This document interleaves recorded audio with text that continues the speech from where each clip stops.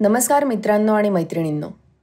अनेक प्रयोगशील शेतकऱ्यांनी शेतीच्या नाविन्यपूर्ण पद्धती विकसित केल्या आहेत, ज्यामुळे शेतीवरचा खर्च कमी होतो आणि शेतीमालामध्ये व शेतकऱ्याच्या उत्पन्नातही लक्षणीय वाढ होते. पण बऱ्याचदा ते ज्ञान त्या शेतकऱ्यांच्या शेतापुरतंच मर्यादित राहतं. ते व्यापक स्वरूपात इतर शेतकऱ्यांपर्यंत पोहोचत नाही. म्हणूनच अशा अनेक प्रगतशील शेतकऱ्यांच्या प्रयोगांविषयी, तंत्रांविषयी फिल्म्सची एक शृंखला बनवण्याचा उपक्रम पाणी फाउंडेशननं हाती घेतला आहे, जेणेकरून ते ज्ञान इतर शेतकऱ्यांपर्यंत पोहोचेल. जसं पाणलोट विकासातून आपण पाण्याचं संधारण करतो, त्याच पद्धतीनं फिल्म्समधून शेतीविषयक ज्ञानाचं संधारण करण्याचा आमचा मानस आहे. याच उपक्रमाचा भाग असलेली चॅम्पियन शेतकरी ही फिल्म्सची शृंखला आम्ही घेऊन येत आहोत. हे ज्ञान शेतकरी बंधू आणि भगिनींपर्यंत सोप्या भाषेत आणि पद्धतीनं पोचवण्याचा हा एक प्रयत्न आहे. या पद्धती व ही तंत्रे शेतकऱ्यांनी आपणहून विकसित केलेली आहेत. यांपैकी अनेक पद्धती आणि तंत्रांशी सगळे तज्ज्ञ सहमत असतीलच असं नाही. त्याचबरोबर शेती सुधारण्यासाठी या व्हिडिओमध्ये दाखवलेल्या पद्धती आणि तंत्रेच सर्वोत्तम आहेत असा कोणताही दावा पाणी फाउंडेशन करत नाही. शेतीविषयक अनेक पद्धती व तंत्रे प्रचलित आहेत याची आम्हाला कल्पना आहे. शेवटी शेतही तुमचंच आहे आणि शेतीही तुमचीच. तेव्हा हा व्हिडिओ पाहून तुमच्या विवेकाला पटणारी आणि तुम्हाला योग्य वाटेल तीच पद्धत तुम्ही वापरावी.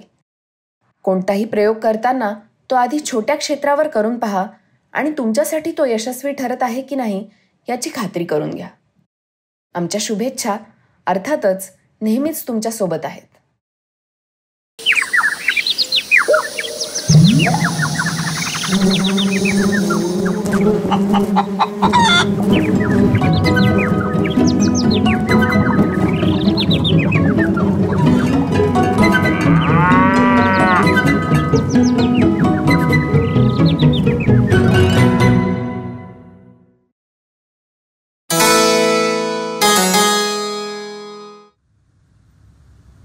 नमस्कार मित्रांनो, आज मी तुम्हाला एका अनोख्या ठिकाणी घेऊन जाणार आहे.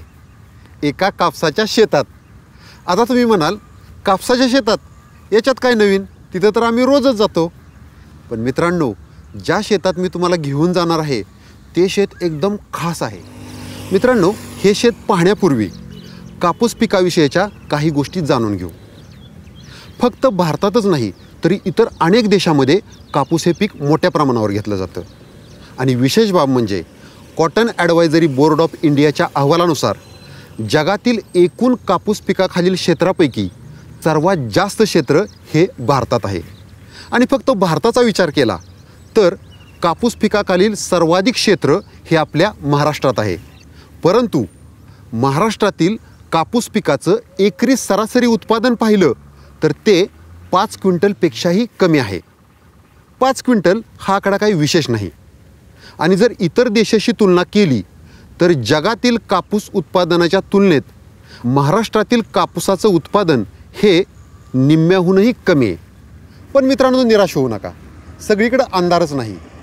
याच महाराष्ट्रामध्ये एक असा शेतकरी आहे ज्यानं स्वतःचं नाव जगातील कापूस उत्पादनामध्ये सर्वाधिक उत्पादन घेणाऱ्या शेतकऱ्यांच्या यादीत कोरलेलं आहे. किती असेल या शेतकऱ्याचं एकरी उत्पादन? चक्क 30 क्विंटलपेक्षा जास्त. विश्वास बसत नाही ना? चला मित्रांनो, प्रत्यक्ष त्यांच्या शेतातच जाऊया.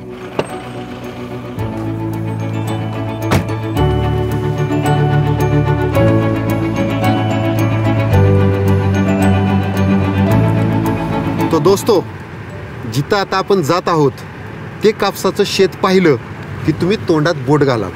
मला सांगा मित्रांनो, आपल्या शेतातील कापसाची उंची किती असते? 4 फूट, 5 फूट, जास्तीत जास्त 6 फूट. परंतु ज्या शेतात आता आपण जाणार आहोत त्या शेतातील कापसाची उंची आहे 10 फुटापेक्षा जास्त. लागला की नाही जोर का झटका? वाजले की नाही डोक्यात शिट्ट्या? तर मित्रांनो, या झटकेबाज शेतकऱ्याचं नाव नीट जरा लक्षात ठेवा. हे आहेत यवतमाळ जिल्ह्यातील महागाव तालुक्यातील आंबोडा गावचे अमृतराव देशमुख.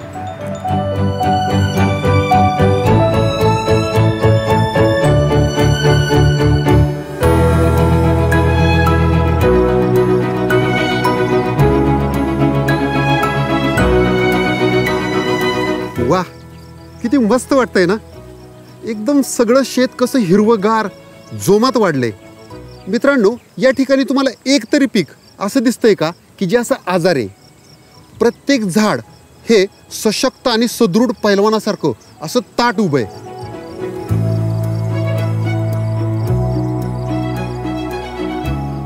बाप रे, किती बोंड लागले असतील बरे एका झाडाला? मोजायची.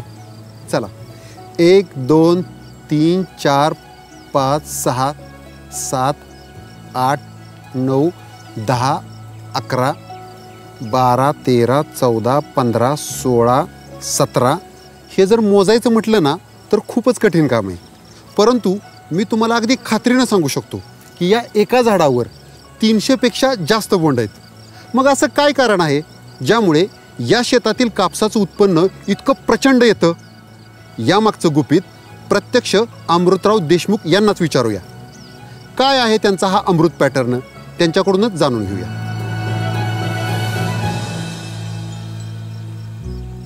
नमस्कार देशमुख साहेब. नमस्कार. आज तुमच्या शेतात येऊन ना खूपच छान वाटलं. बरं. एवढं उतुंग वाढलेलं हे तुमचं कापसाचं शेत पाहिलं बरं. आणि मला आणि आमच्या शेतकरी बांधवांना एक सुखद आश्चर्याचा धक्काच बसला. बरोबर. मग आम्ही विचार केला, एवढं चांगलं कापसाचं शेत आणण्यासाठी तुम्ही नक्की कोणकोणत्या गोष्टी केल्या आणि कोणकोणत्या गोष्टी करायच्या टाळल्या? तर याविषयी अगदी सुरुवातीपासून शेवटपर्यंत सविस्तर माहिती घेण्यासाठी मी आणि आमचे शेतकरी बांधव उत्सुक आहोत. बरोबर. तर करूया सुरुवात.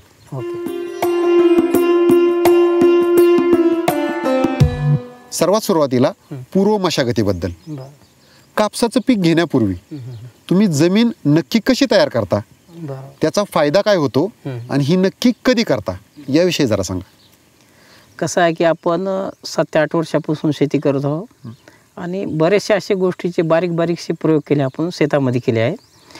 बरेचसे शेतकरी पाहतो की खूप चुकीच्या पद्धतीने नांगरटी करतात आणि त्यामुळे उत्पन्न कमी होते. जे कापसाचं जे पीक आपण असं समजा, जसं की आमची रान जसं डार्क काळी आहे, या रानासाठी 3 फाळानं आम्ही नांगरटी करतो, पलटी नांगरानं आपण म्हणतो.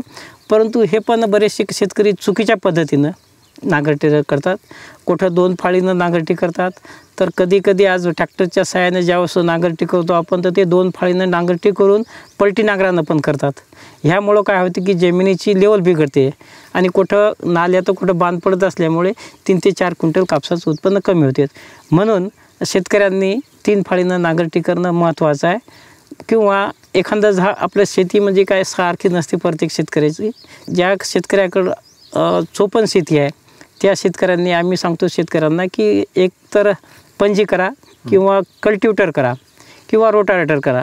जास्त खोल नांगरटी करू नका. आणि जास्त जर चोपण असेल रान तर ते बांध, आपलं जे काय बेड म्हणतो आपण, बेड सिस्टीम, या पद्धतीनं जर कापूस लावला तर चिवाड रानात बी चांगल्या पद्धतीनं कापसाचं उत्पन्न होऊ शकते. म्हणून नांगरटी या आपण जे सांगतो या पद्धतीनं व्हायला पाहिजे. देशमुख साहेब, आता मशागत झाली, आता प्रत्यक्ष लागवड नक्की कशी करायची?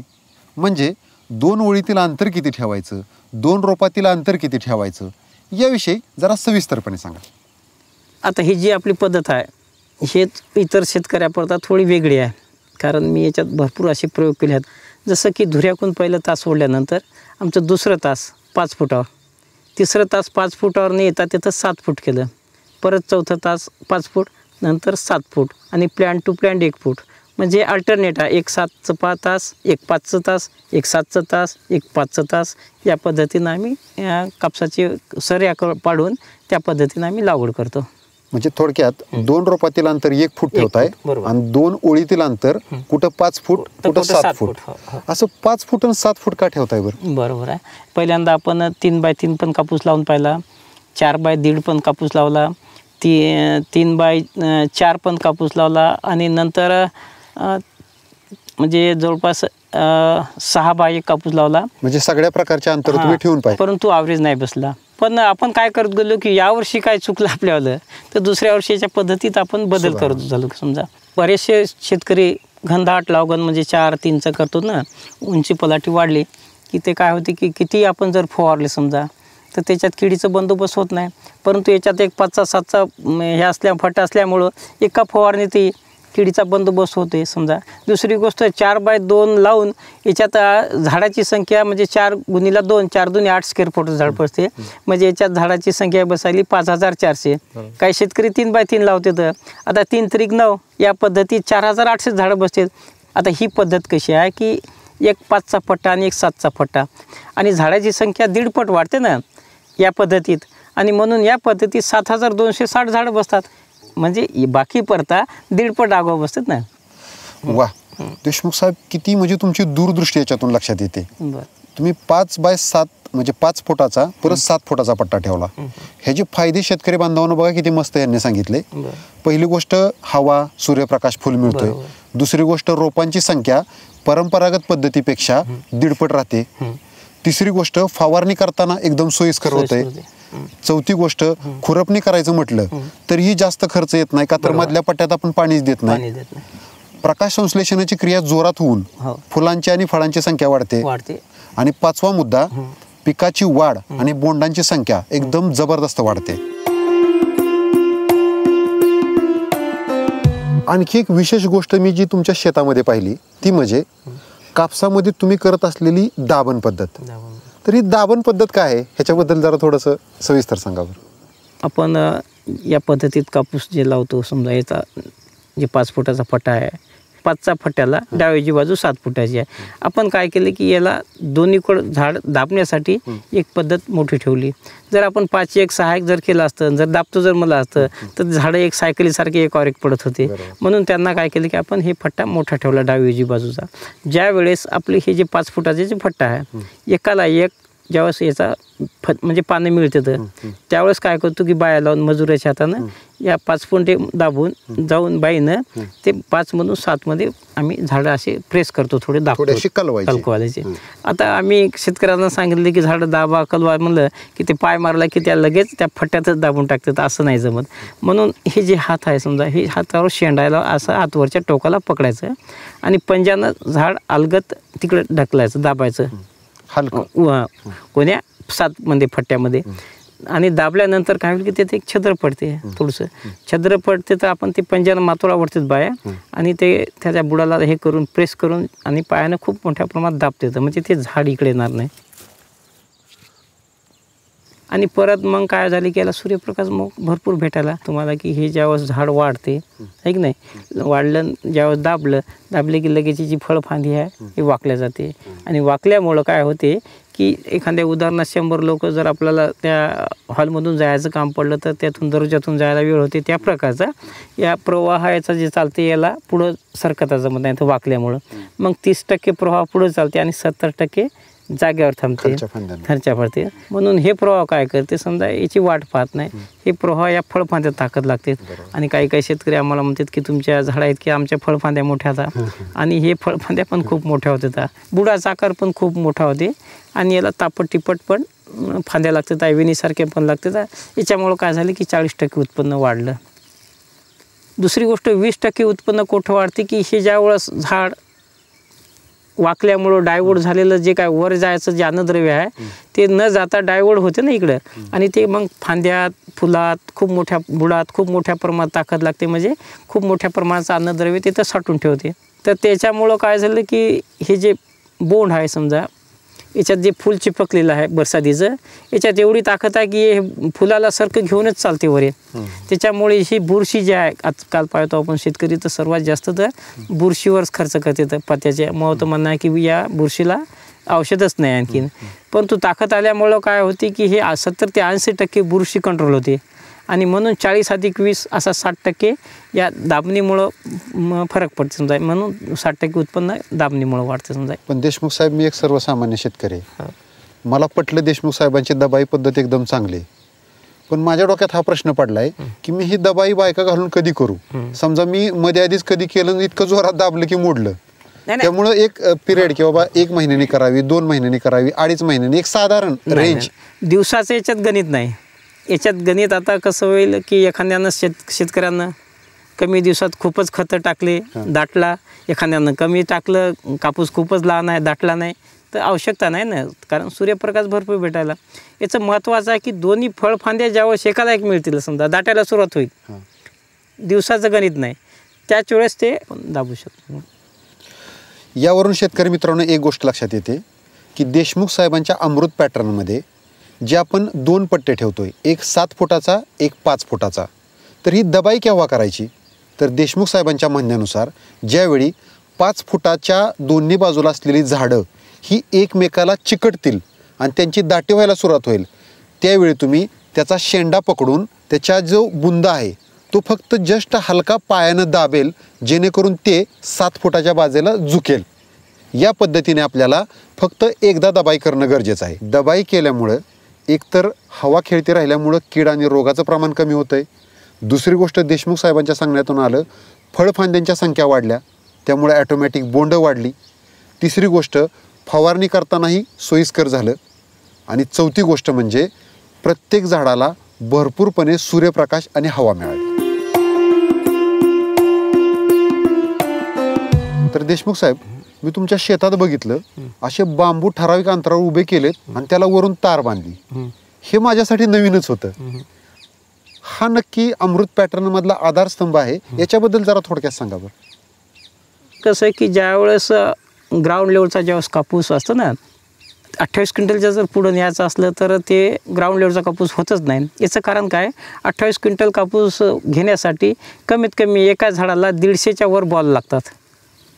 आता 150 बॉल ज्यावेळेस झाले तर ते झाडाला म्हणजे हे होत नाही, सहन होत नाही ना, म्हणजे तेवढं वजन सहन होत नाही आणि नंतर ते फाटे मोडते. तर आणि मग काय होते की एकावर एक कापूस पडते. ज्या कापसावर कापूस पडला त्याचंही नुकसान, जे पडेल त्याचंही नुकसान, आहे की नाही. आणि नंतर आपण जे पाण्याच्या पाळ्या देतो, हे पाण्याच्या पाळ्या पण देता जमत नाही. आता नंतर पडल्यामुळं जे उलटं पान असते खूप नाजूक असते आणि याच्यावर सूर्य जे किरण आहे समजा याच्यावर पडल्यामुळं हे लालपणा पण येऊन जाते. आणि आपण ज्यावेळेस खडोळ्या उंदरं वगैरे जे असतात ना शेतामधले समजा, ते मोठ्या प्रमाणात नासधूस करतात. आणि म्हणून मी दुसऱ्या वर्षी काय केलं की 5-7 या पद्धतीत लागवड केलीच, परंतु तार बांबूनं जसे की आपण टमाटे बांधतो की नाही, या पद्धतीनं तार बांबूनं त्याची कापसाची बांधणी केली. आणि मग असं वाटलं मला की आता ही पद्धत बदलायचं काम नाही. म्हणजे थोडक्यात अनुभव हाच सर्वश्रेष्ठ गुरु असतो. म्हणजे तुम्ही वेगवेगळे प्रयोग केले, त्या अनुभवातून तुम्ही शिकत गेला आणि शेवटी तुम्ही मग 2 ओळीतलं अंतर 5 फूट 7 फूट, परत 5 फूट 7 फूट या पद्धतीने ठेवत गेला. आणि त्याच्याबरोबरच त्याच्या वजनाचं मुळे फांद्या मोडू शकतात, त्या दृष्टिकोनातून तुम्ही त्याला वरून तारेचाही सपोर्ट दिला, जसं आपण टोमॅटो, कारलं, द्राक्षात देतो. देशमुख साहेब, आता मी तुमच्या शेतामध्ये बघितलं तर प्रत्येक कपाशीचे जे शेंडे आहेत ते असे सरळ नाहीत गेले, असे थोडेसे वाकल्यासारखे दिसत होते. हे पण काय वेगळं टेक्निक आहे का त्याच्यात तुमचं? म्हणजे कापसाचं पीक खूप नाजूक आहे की नाही, आणि एवढं नाजूक असावं टॉनिक वगैरे टाकते ते अजिबात चालत नाही. म्हणून आम्ही एक नवीन प्रयोग शोधला आणि ते असा प्रयोग आहे समजा की 1 एकरसाठी जवळपास 1 किलो सुतळी लागते. ते 6 ते 8 इंचानं त्याचे तुकडे करायचे आणि नंतर 10 ते 12 बाया लागतात बाकी शेतकऱ्यांना, पण आमच्या इकडे आता खूप ट्रेन झाल्यामुळे 7 ते 8च बाया लागतात. आता काय करतो की आपण ज्यावेळेस कोरडवाहू असो किंवा ओलिताचे ज्यावेळेस झाड असेल, आता काही शेतकऱ्याचं बरसात पाणी जास्त होत असल्यामुळं काय झालं की पहिला माल पडून जाते, पहिला खालचा, मग दुसऱ्या स्टेजला लागते, दुसरं वरे लागते, नंतर वरे लागते ना, आणि नंतर झाड रिकामं जास्त जाते. आणि रिकामं जास्त झाले आणि आपले खतं जास्त झाले की त्याचं डिस्टन्टेज वाढत चालते, आहे की नाही. कारण बोंड जर लागले तर ती कापसाची वाढ कमी होईल ना. आणि शेतकऱ्याची एक सवय राहते की दरवर्षी आपल्याला रोजच वाढला पाहिजे असं वाटते कापसाला, आणि खतं पण देणं चालू असते. तर आणि मग कापूस खूप वाढते आणि मालच लागत नाही, मग खर्चही बी खूप वाढला आणि उत्पन्न होत नाही. म्हणून लिओशील चमत्कार न करता समजा आपण काय केलं की ज्यावेळेस 22-24 फळफांद्या झाल्यानंतर 22-24 फळफांद्या झाल्यानंतर याचं उंचीचं नाही, फांद्याचं गणित आहे की नाही. 24 फळफांद्या झाल्यानंतर ही जी सुतळी आपण केलेली आहे, कट केलेली आहे, वरचे जे टोक आहे वरच्याला याचा आपण बांधतो. येतं म्हणजे घट नाही बांधायचं, जसं आपण टमाटे बांधतो सहित बांधतो. आणि हे असं याला वाकवायचं, यल आकारसारखं सरपाच्या आपल्यासारखी. आता हे जे सुतळी इथं बांधली ती इथंच बांधायची फळ, आहे की नाही, त्यालाच परत बांधायची.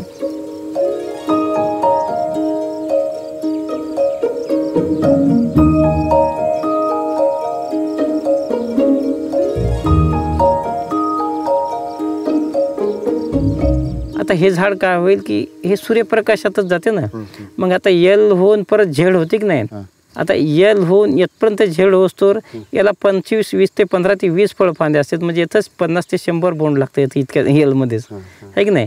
आणि नंतर मग हे काय झालं की मी अन्नद्रव्य मी सांगितलं की येल झाल्यामुळं ते डायवड होते, झाडात ताकद खूप होते. मग याच्या काय झालं की 2-2 फळफांद्या येतात. कोरडवाहूला बी क्षेत्राला किंवा अवलिताला इथं 2 फळफांद्या आल्या. आता तुम्ही बघताच ना, या फांदीतून खूप मोठ्या फांद्या निघाल्या. या फांदीला फांद्या आता याला 40 ते 50 बोंड लागले ना. आणि यामुळं काय झालं की इतर शेतकऱ्याचा खूपच फायदा व्हायला.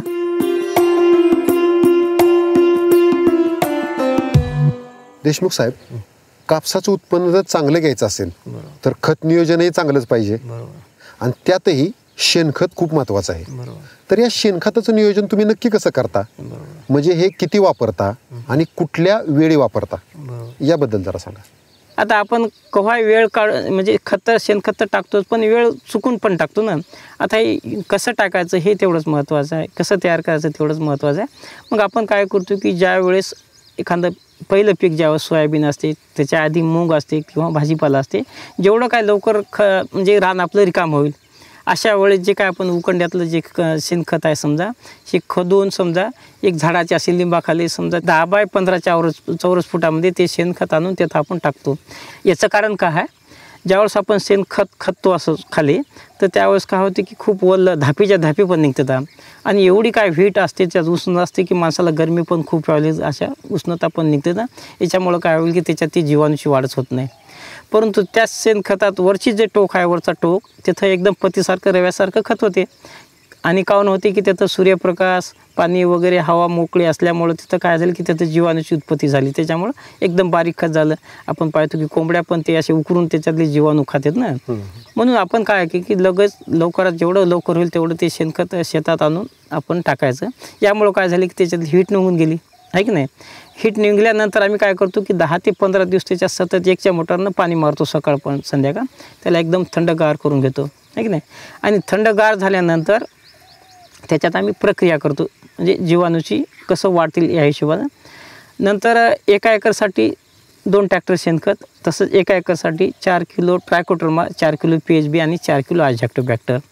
आणि मग इतर शेतकऱ्यांना अधिक याच्या काय करायचं असेल समजा तर NPK जे निघलं नेसर्पचं, त्याचे 500 ml चालते, गुळाचं पाणी चालते, डाळीवर्गीचं पाणी चालते. जेवढं करसाल आपण तेवढं चांगलं. मग आम्ही हे काय करतो की औषधी एका 50-50 लिटरच्या पाण्यामध्ये द्रावण तयार करतो आणि त्यावर एक वर जाऊन सबलीनं त्याच्यावर चाळणी करतो. असं छद्र मारतो, कुठं 1 फूट, कुठं 1.5 फूट, कुठं 2 फूट, आहे की नाही. छद्र मारल्यानंतर जे काय आपण हे औषध जे तयार केलं, एका तर ट्रायकोडर्मा टाकलं तर दुसऱ्यात PHB, तिसऱ्यात अझॅक्टोबॅक्टर या पद्धतीने टाकतो. आणि बऱ्याचशा शेतकऱ्याचं पाहतो की आपण गव्हाचा गोंडाळा पण आहे, सोयाबीनचं कुटार पण आहे, सर्वच गोष्टी आहे ना. आणि गव्हाचा गोंडाळा तर असला तर अधिक चांगलं, समजा याच्यावर 3 इंचाचं आपण आच्छादन करून देतो, आहे की नाही. आणि त्याच्यावर लगेच मग 15 दिवसाला पाणी मारतो. आणि नंतर ज्यावेळेस आपल्याला जे टाकायचं खत, शेणखत ज्यावेळेस टाकायचं त्यावेळेस त्या शेतात कसं असली की वल असायला पाहिजे, आहे की नाही. म्हणून आपण काय करतो की कापूसच नव्हे तर इतर कोणतेही पीक असो की ते 2-2 पानाचं व्हायला पाहिजे, आहे की नाही. त्यावेळेस हे शेणखतात जर आपण असं जर हात घातला आणि जर वर जर काढला तर ते शेणखत एकदम पत्तीसारखे रव्यासारखं होते. म्हणजे कारण त्याच्या जीवाणू संख्या त्याच्यात लाखानं कोटीनं वाढलेली असते. आणि हे जीवाणू जिवंत राहण्यासाठी त्या शेतात वल असा पाहिजे. म्हणून आपले दोन्ही काम करायचे की ज्यावेळेस आपल्याला पहिली पाळी देतो, वखरणी पाळी, डवरणी म्हणतो आपण त्याला, ते पाळी देतो की जेवढी काय त्या वखराची जे पास असेल त्याच्या हिशोबानं आपण हे जे खत तयार झालेलं हे असं एक टोपल्यानं एक टायपिंग करून टाकतो. वाह, म्हणजे बघा शेतकरी मित्रांनो, देशमुख साहेबांनी 2 ट्रॉली 1 एकराला शेणखत वापरलं. हे शेणखत डायरेक्ट पिकाला न टाकता त्याच्यावर प्रक्रिया केली. प्रक्रिया म्हणजे एका झाडाच्या सावलीला 10 बाय 15 मीटरचा डेपो केला. त्याच्यावर सुरुवातीला 15 दिवस पाणी मारून ते चांगलं गार करून घेतलं. आणि त्याच्यानंतर त्याच्या वरच्या बाजूला अशी होल पाडून त्या होलमध्ये ट्रायकोडर्मा, ॲझोटोबॅक्टर, PSB, रायझोबियम यासारखे जीवाणू 4-4 किलो 1 एकरासाठी घेतले. त्यांचं द्रावण तयार केलं आणि ते या होलमध्ये ओतलं. त्याच्यानंतर हा ढीग पूर्णतः सोयाबीनचा भुस्सा किंवा हरभऱ्याचा भुस्सा अशा पद्धतीचा जो भुस्सा निघतो, भुईमुगाचा भुस्सा, ह्यानं तो पूर्णपणे 4 इंचानं झाकून घेतला आणि त्याच्यावर अशाच पद्धतीने ते पाणी मारत राहिले. त्यामुळं काय झालं, ही कुजण्याची प्रक्रिया पूर्ण झाली. व्हॅल्यू ॲडिशन म्हणजे त्याच्यामध्ये जीवाणू जास्त गेल्यामुळे त्याची कुजण्याची प्रक्रिया फास्ट झाली. आणि अशा पद्धतीचं शेणखत त्यांनी पीक उगवल्यानंतर साधारण पीक 2 पानावर आल्यावर पिकाला दिलं. त्यामुळे ते उपलब्धही चांगल्या पद्धतीनं झालं, जीवाणूंची संख्या झपाट्यानं वाढली. तर या पद्धतीचा त्यांनी अवलंब केलेला आहे आणि कापसाचं पीक घेतलेलं आहे. आता देशमुख साहेब, पुढच्या प्रश्नाकडे वळूया. शेणखताबद्दल आता सविस्तर माहिती मिळाली. तुम्ही रासायनिक खताचं नियोजन कसं करता, म्हणजे कोणतं रासायनिक खत वापरता आणि कोणत्या वेळी वापरता, याबद्दल जरा सविस्तर सांगा. जसं की हलकं रान आहे, मुरमाड शेती वगैरे आहे, निघल्यापासून 25 ते 26 दिवस कोणतेही रासायनिक खतं नाही द्यायचं. काळीचं रान असेल समजा तर त्याला कमीत कमी 28 ते 30 दिवस कोणतेही पहिल्यांदा बेसल द्यायचं नाही. त्यावेळेस त्याच्या गरजानुसार कसं खतं द्यायचं हे तेवढंच महत्त्वाचं आहे. आपल्याला समजायचं नत्राचं जर प्रमाण झालं, जे फळफांदी आता नाही, हे फळफांदी कसं आहे की प्रत्येक 4 दिवसाला एक फळफांदी येते कापसाला. तुम्ही खत किती जास्त द्या किंवा कमी द्या, आहे की नाही. म्हणून 4च दिवसात आपल्याला खत कमी व्हायला की जास्त व्हायला समजते, आपल्याला 5वा दिवस समजत नाही. म्हणून जर आपलं नत्राचं प्रमाण जास्त झालं तर 4 बोटं बसतात त्याच्यात, आहे की नाही. नत्राचं प्रमाण बरोबर झालं तर 3 बोटं बसतात आणि नत्राचं प्रमाण झालं तर 2च बोटं बसतात. कमी पडलं तर आपलं हे गाडीचं एक मीटर आहे, म्हणून हे 3च इंच पडायला पाहिजे, आहे की नाही. तर मग आपण म्हणायचं की आपलं नत्र बरोबर आहे. नंतर आलं स्फुरच जर जास्त झालं कापसाला, त्याचं पानं त्याचे खूप मोठे मोठे जाडच्या जाड पडतात, पळसाच्या सारखे पानं पण पडतात, तेव्हा म्हणायचं की आपलं स्फुरच जास्त झालं. कापसाचं पान खूप छोटं असलं पाहिजे, पतला असलं पाहिजे, असे हातात खेळलं पाहिजे, एक नाही. आणि म्हणून ते त्या पाण्याच्या हिशोबाने आपल्याला स्फुरच समजलं जातं. ते नंतर राहिलं पोटॅश कसं आहे की आपण 10-26 मध्ये भरपूर देतो किंवा जमिनीमध्ये पोटॅश भरपूर प्रमाणात.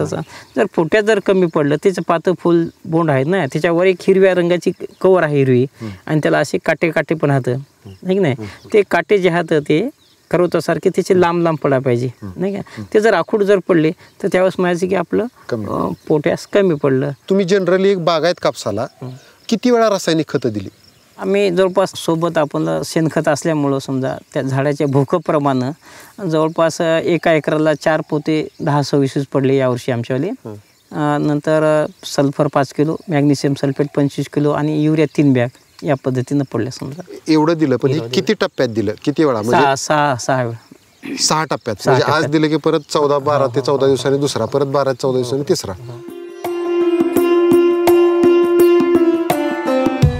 तर देशमुख साहेब, एक महत्त्वाचा प्रश्न की तुम्ही तुमच्या कापसाचं पाण्याचं नियोजन नक्की कसं करता? की कापसाला पाणी बरसातीला फार कमी लागते सुरुवातीला, तर ते लावावेळेस आम्ही ड्रिपचं पण पाणी देतो, आहे की नाही.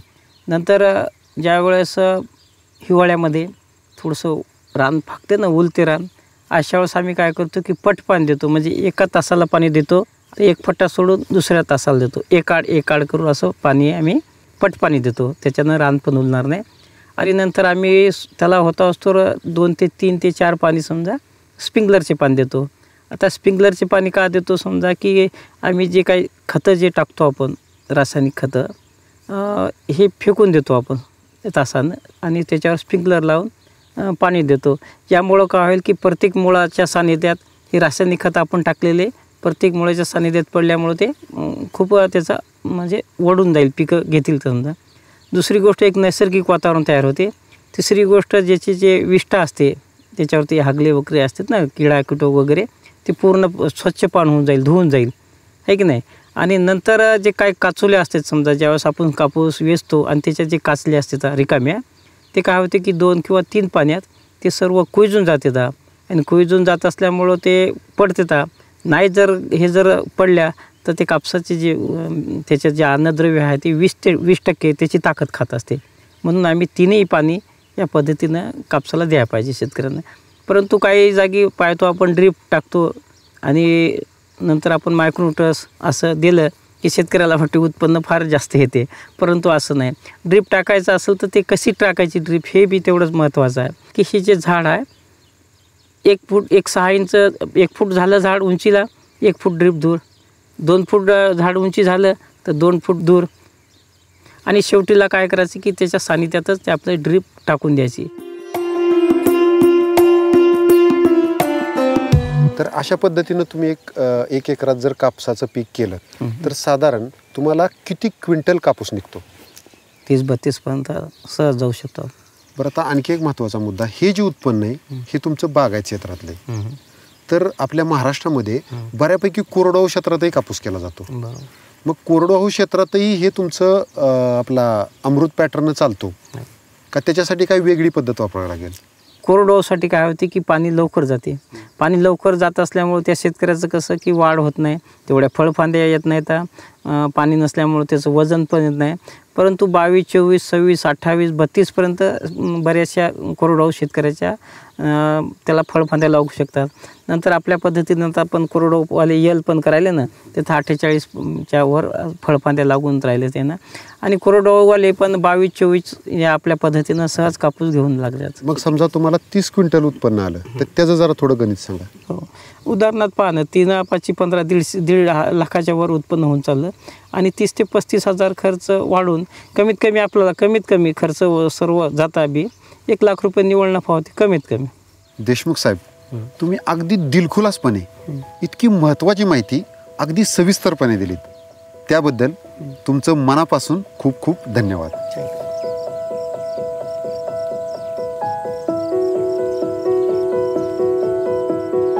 पाहिलं मित्रांनो, शोधक आणि अभ्यासू वृत्तीच्या जोरावर अमृतराव देशमुखांनी स्वतःचा असा अमृत पॅटर्न तयार केला आणि कापूस पिकाचं विक्रमी उत्पन्न घेण्याचा मार्ग मोकळा केला. पण आपल्यापैकी बऱ्याच शेतकरी बांधवांच्या मनात अशी शंका येऊ शकते, हे तर विदर्भातलं शेत आहे, या ठिकाणची माती काळी पोयटाची असते, शिवाय पर्जन्यमानही बऱ्यापैकी चांगलं असतं आणि विशेष बाब म्हणजे या ठिकाणचं हवामानही कापूस पिकाला पोषक आहे, मग इथं कापूस तर चांगला येणारच की. शंका योग्य आहे, आपण याचंही निरसन करू, पण जरा धीर धरा आणि माझ्या बरोबर चला.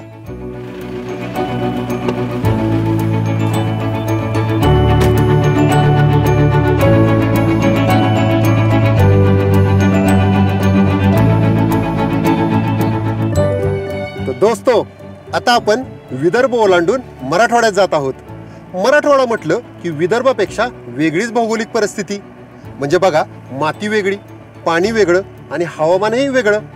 परंतु अशा या वेगळ्या भौगोलिक परिस्थितीतही मराठवाड्यात एक असा शेतकरी आहे ज्याने अमृतराव देशमुखांच्या पावलावर पाऊल टाकत आपल्या पारंपरिक कापूस लागवडीच्या पद्धतीमध्ये बदल करत अमृत पॅटर्न प्रमाणे कापसाची लागवड केलेली आहे आणि मराठवाड्यातही कापूस पिकाचं भरघोस उत्पन्न घेत आहे. मित्रांनो, तुम्ही एकदा या शेतकऱ्याला भेटला की तुमच्या डोक्यातील सर्व शंका मिटून जातील. मग भेटायचं या शेतकऱ्याला?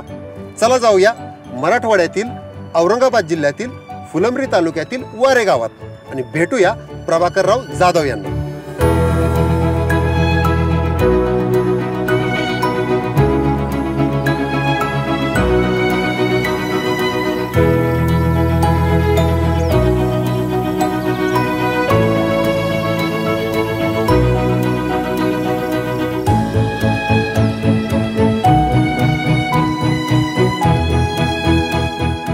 नमस्कार मित्रांनो, आता आपण मराठवाड्यातील वारेगाव येथील प्रभाकर जाधव यांच्या शेतात आहोत. चला या अमृत पॅटर्न बद्दल त्यांचा प्रत्यक्ष शेतातला अनुभव काय आहे हे आपण त्यांच्याकडूनच जाणून घेऊया. नमस्कार जाधव साहेब. नमस्कार. जाधव साहेब, आत्ताच आम्ही अमृतराव देशमुखांना भेटून आलो, त्यांचा अमृत पॅटर्नही पाहिला आणि मी असं ऐकलंय की तुम्ही सुद्धा अमृतराव देशमुखांच्या पावलावर पाऊल टाकत कापूस लागवड पद्धतीमध्ये बदल केलेला आहे. हो, अगदी खरंय. मग विदर्भातला अमृत पॅटर्न तुमच्या इथं राबवताना तुम्हाला काही अडचणी आल्या का सगळं काही सुस्थितीत झालं, याच्याबद्दल जरा तुमचा अनुभव सांगा. हा पॅटर्न आम्हाला चांगला वाटला. थोडासा वेगळ्या पद्धतीचा आहे, वेगळ्या धाटणीचा आहे. वेगळ्या धाटणीचे म्हणजे अवतचं वेगळी पद्धत आहे. दाबणीची पद्धत थोडीशी लोकांना किचकट वाटते. बांधायचं म्हणजे जे टोमॅटो वगैरे पीक बांधतात त्याप्रमाणे ह्याला बांधणी करावी लागते. तार आणि बांबू, तार बांबूची बांधणी करावी लागते. ती पद्धत नवीन शेतकऱ्याला किचकट वाटते, पण एकदा ती स्वीकारली की आणि ती चालू केलं तर फार काही त्यात अवघड नाही आहे असं मला वाटतंय. या कापूस पिकाची लागवड करताना 2 ओळीतील आणि 2 रोपातील अंतर तुम्ही नक्की किती ठेवलं होतं आणि त्याचे तुम्हाला काय फायदे झाले? त्यांनी लागवड करताना एक पट्टा 5 फुटाचा घेतला, दुसरा पट्टा 7 फुटाचा घेतला आणि लगेच पुन्हा 5 फूट 7 फूट आणि रोपातलं अंतर झालं 1 फुटाचा फक्त. आधी सरासरी जर काढली त्याची 6 स्क्वेअर फुटावर एक झाड येतं. पारंपरिक पद्धतीत 9 फूट 12 फूट 10 फुटावर एक झाड यायचं. यांच्यात एवढं अंतर ठेवून सुद्धा फक्त 6 फुटावर एक झाड आल्यामुळं एका एकरात 43,500 स्क्वेअर फुटामध्ये 7,260 झाडं बसले. तर अमृत प्राण्याच्या ह्या लागवड पद्धतीमध्ये झाडांची संख्या एकदम डबल झाली. डबल झाल्याचा फायदा हा झाला की झाड डबल झाल्यामुळं बोंड डबल मिळाले. बोंड डबल मिळाले म्हणजे कापूस डबल मिळाला. खूपच छान. आता मला सांगा, तुम्ही दबाई करता का? जर तुम्ही ती दबाई करत असाल तर ती नक्की कधी करता आणि त्याचे काय फायदे होतात? आता दबाई कधी करायची याची ठराविक तारीख नाही सांगता येत. कारण ज्यावेळेस 5 फुटाच्या पट्ट्यामध्ये झाडाची दाटी होण्याला सुरुवात होते, ती कधी 75 दिवसानंतर होते, कधी 85 दिवसानंतर होते. ज्यावेळेस झाडाचा 5 फुटामध्ये दाटी होण्याला सुरुवात होईल, झाड एकमेकात गुंतेल किंवा दोन्ही फात्या एकमेकात गुंतेल, त्यावेळेस ते मोकळं करण्यासाठी आपण 5 फुटाच्या पट्ट्यामधून 7 फुटाच्या पट्ट्यामध्ये त्याला दाबायचं. आणि त्याचा फायदा असा की प्रत्येक पानाला, प्रत्येक फळाला डायरेक्ट सूर्यप्रकाश मिळतो, डायरेक्ट हवा खेळती राहते.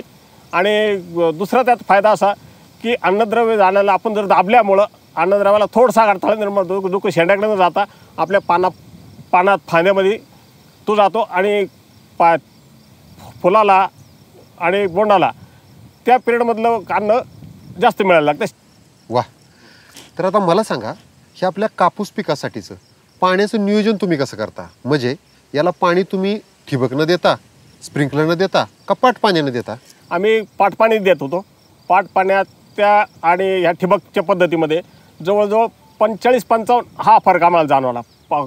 ठिबक केल्यामुळं आम्हाला फक्त 45% पाणी लागलं पाटपाण्याच्या पद्धतीपेक्षा. याच्यामध्ये आमचं 55% पाणी वाचलं.